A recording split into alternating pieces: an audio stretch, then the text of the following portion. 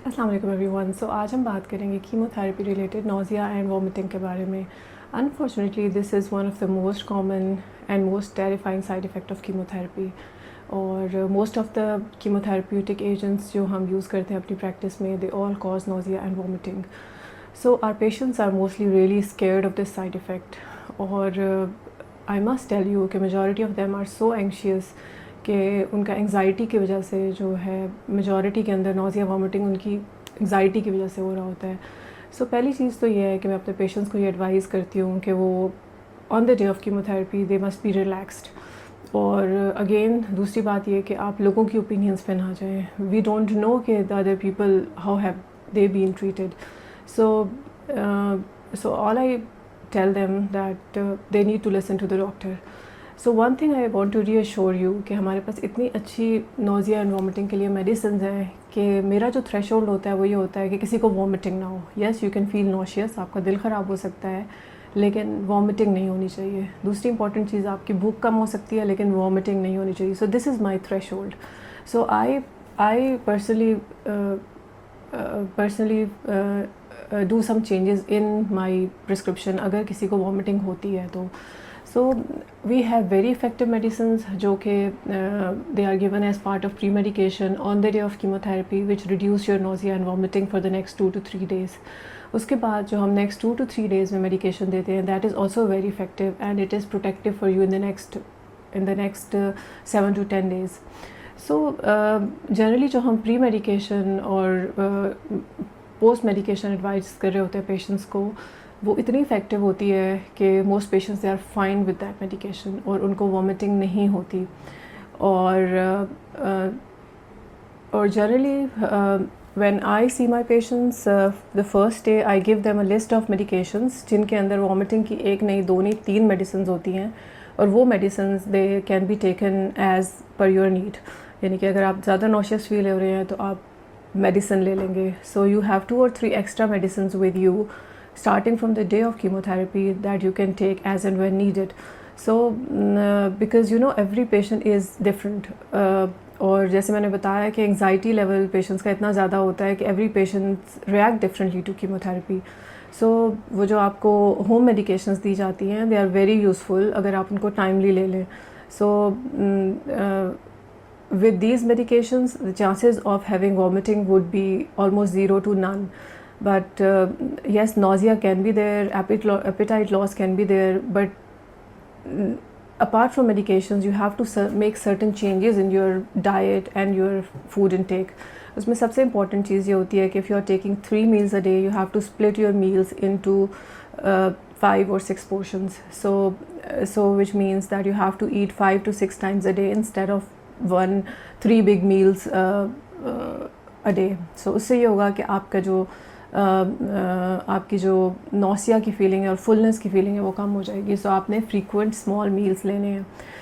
इसके अलावा जो इम्पॉर्टेंट चीज़ होती है कि अगर हमें लगता है कोई बहुत पेशेंट एंग्शियस है तो उनको हम कुछ मेडिकेशंस एंग्जाइटी के लेवल को भी रिड्यूस करने के लिए देते हैं। Those are also important, very important to help nausea.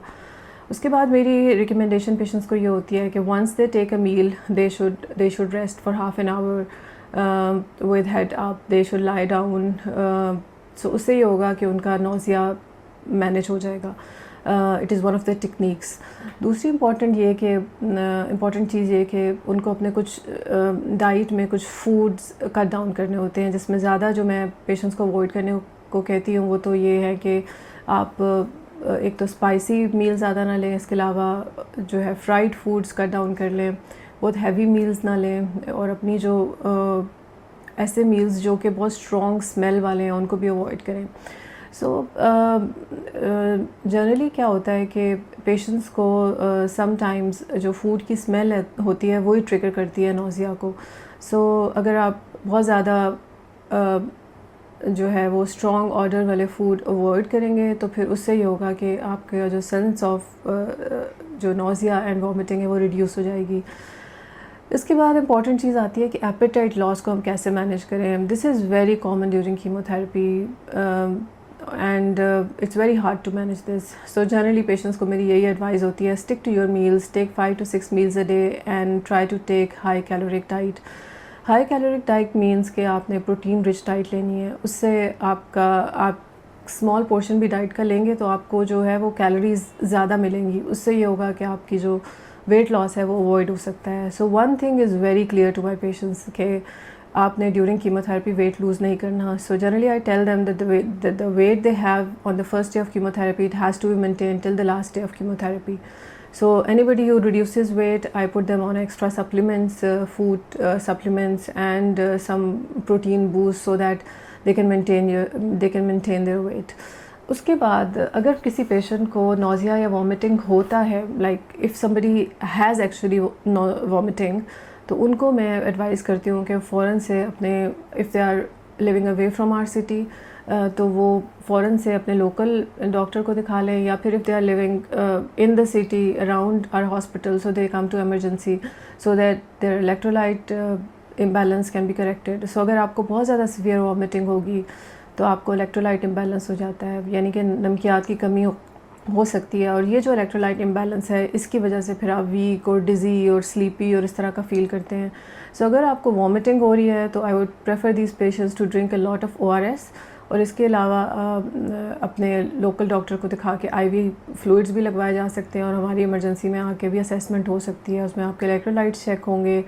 सो कोई इन्फेक्शन की वजह से वॉमिटिंग तो नहीं हो रही, उसको हम रूल आउट करेंगे, और इसके अलावा हम आपको IV फ्लूइड्स देंगे ताकि आपका जो वीकनेस है वो इम्प्रूव हो सके.